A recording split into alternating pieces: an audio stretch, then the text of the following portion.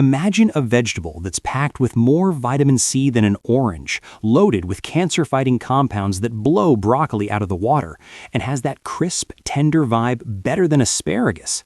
And get this, it grows strong for up to 20 years in your backyard, yet hardly any Americans have even heard of it. That's right, today we're diving deep into the world of sea kale, scientifically known as Crombe maritima. This is the forbidden vegetable of the coast, the one that history almost wiped out because it was just too darn delicious. If you're as excited as I am about rediscovering lost gems like this that can transform your garden and your health, do me a favor, smash that like button right now, hit subscribe so you don't miss our future digs into forgotten crops, and share this with a fellow gardener who needs to know about this. We're all about unearthing the past to nourish our future. All right, let's head to the shoreline and uncover this story together. To really grasp how special this plant is, let's chat about where it all began for folks like us in America. Picture this, it's 1809, and Thomas Jefferson, yeah, that Thomas Jefferson, is out in his garden at Monticello in Virginia, carefully planting sea kale. He didn't just toss it in like some everyday cabbage. Oh no, he treated it like royalty. Jefferson used these special blanching methods to mimic the wild coastal conditions, covering the shoots to keep them sweet and tender. In his own words, from his garden notes, he called it one of the finest vegetables you could grow. Can you believe that? One of our founding fathers was obsessed with this coastal superfood. He even ordered hundreds of those classic terracotta pots to force the plants, making sure every shoot was perfect. If Jefferson thought it was worth the effort in his massive garden, shouldn't we give it a shot in ours? It's like connecting directly to that piece of American history every time you harvest. But while Jefferson was tending his plot peacefully over here, things were getting wild across the pond in Great Britain during the Regency era. This was the time of fancy balls and royal excess, and sea kale shot up as the ultimate luxury item for the aristocracy. The Prince Regent himself, later King George IV, served it at his over-the-top banquets in the Royal Pavilion at Brighton. Once the king was chowing down on it, everyone in high society had to have it on their plates. We're talking bundles of those blanched shoots fetching prices at London's Covent Garden Market that matched exotic imports from halfway around the world. It was like vegetable caviar. Now, here's where it gets juicy and a bit criminal. Sea kale grows wild on those pebbly beaches along the southern English coast, like in Sussex and Hampshire. It was basically free to the taking, sitting there like buried treasure. Sure, some folks set up legal kale yards to cultivate it, but demand exploded way beyond what they could supply. So, under the cover of night, poachers would sneak out with carts and wagons, rolling right onto the sand. They weren't just snipping a few stems, they were yanking up those massive ancient root crowns that had been thriving there for decades.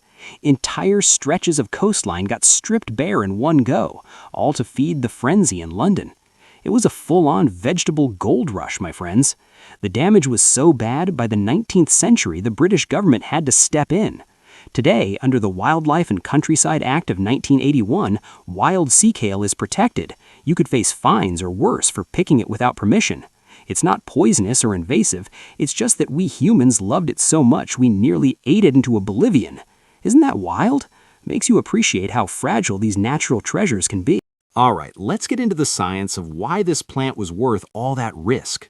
Sea kale is what's called a halophyte, a fancy term for plants that not only tolerate salty environments, but actually thrive in them. Think about it. Most of our everyday crops like corn, wheat, soy, or even lettuce, dump salt water on them and they keel over fast. Their cells just collapse from the stress. But sea kale? It's built differently.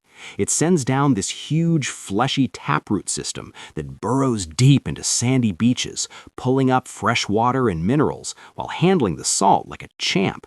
Living in that constant salty battle, the plant pumps out powerful antioxidant compounds to shield itself. And guess what? When you eat it, you're getting all that built-in protection straight to your body. Let's break down the numbers, because I know you love the facts as much as I do. Take vitamin C. We all grab oranges for that immune boost, right? A typical orange gives you about 53 milligrams for 100 grams. Sea kale shoots, they clock in at around 130 milligrams for 100 grams. That's over twice as much. And it pops up ready to harvest in late winter or early spring, right when our bodies are craving that vitamin hit after a long, cold season. But wait, there's more. As a member of the brassica family, like broccoli and kale, it's crammed with glucosinolates, especially one called glucoraphanin. When you chew or chop it, an enzyme kicks in and turns that into sulforaphane, this superstar compound that's been researched up and down for zapping cancer cells and reducing inflammation. Compare that to broccoli. Your average store-bought head has 50 to 60 milligrams of glucosinolates per 100 grams, often watered down from all that fast-growing irrigation. Sea kale, hardened by the coast, it often hits over 100 milligrams, double the punch.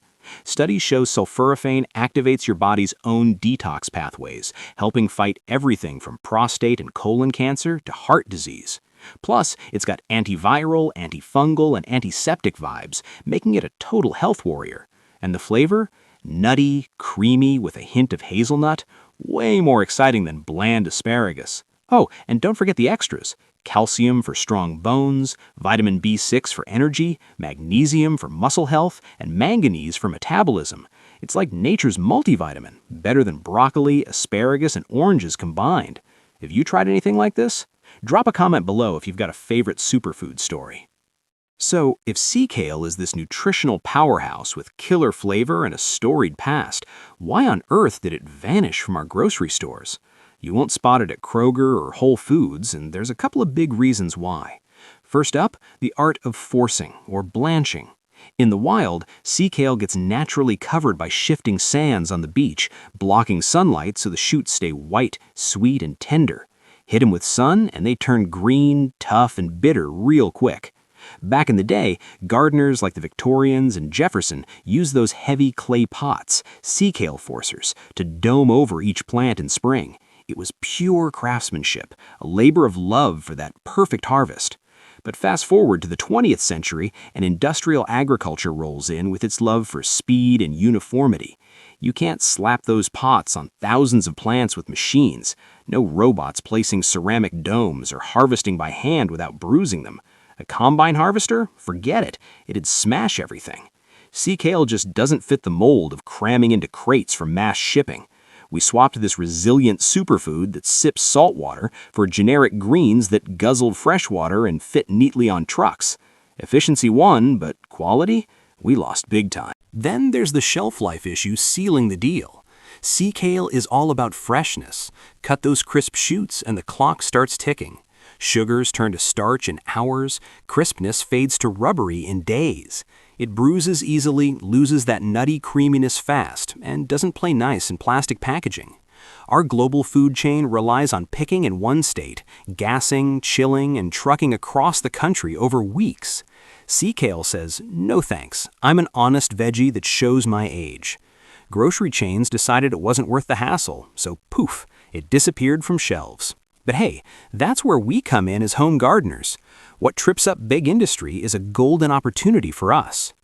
Speaking of which, let's talk about why sea kale is a dream for your backyard. This isn't some finicky annual you replant every year. It's a hardy perennial that sticks around for 20 years or more, pumping out food season after season. Planted once, and it's like a loyal friend in the garden. Plus, it's gorgeous. Those massive, wavy blue-green leaves look like underwater coral, and come summer, it bursts into fluffy white flowers with a honey scent that draws bees and butterflies from everywhere. It's not just edible, it's an ornamental star that fits right into flower beds or veggie patches. For you permaculture fans out there, it's a powerhouse tool. Those deep taproots lock down sandy, loose soils where other plants flop. Once established, it's super drought tolerant, laughing off dry spells. If you're in a coastal spot or dealing with poor, sandy dirt that starves your tomatoes, sea kale will thrive and give back big. And the versatility? Oh man, it's like 3 veggies in one unkillable plant. Spring brings those blanched shoots for that asparagus-like treat. Summer, young green leaves cook up just like kale or collards. Steam 'em, sauté 'em, toss in salads. Late summer, the broccoli-style florets are perfect for stir-fries or raw snacking. It's a year-round giver that aligns with nature instead of fighting it.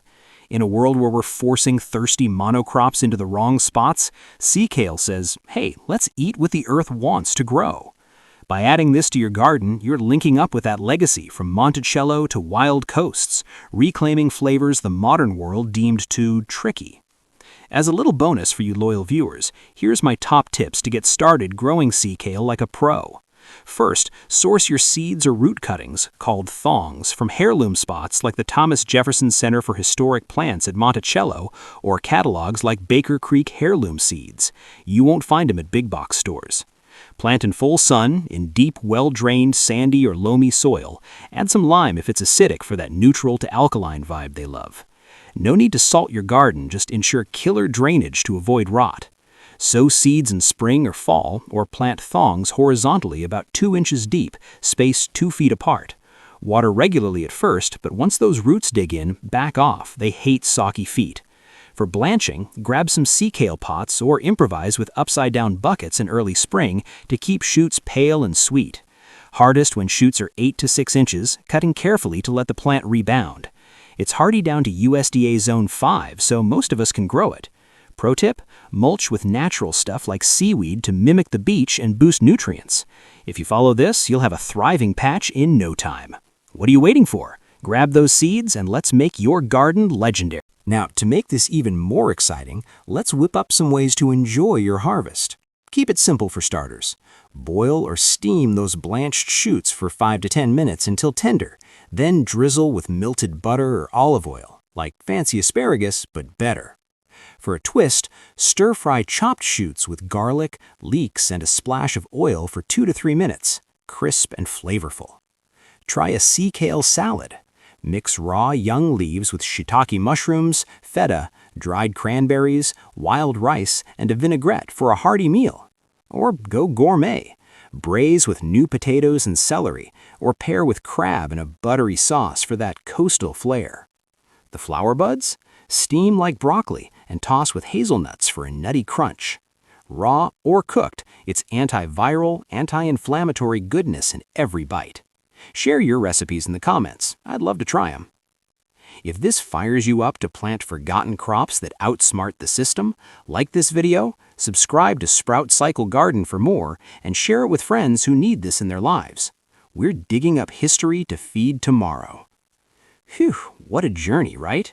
From Jefferson's prized plot to protected beaches, sea kale is the ultimate comeback story. It's a reminder to embrace what nature offers instead of forcing the fight. See you in the garden.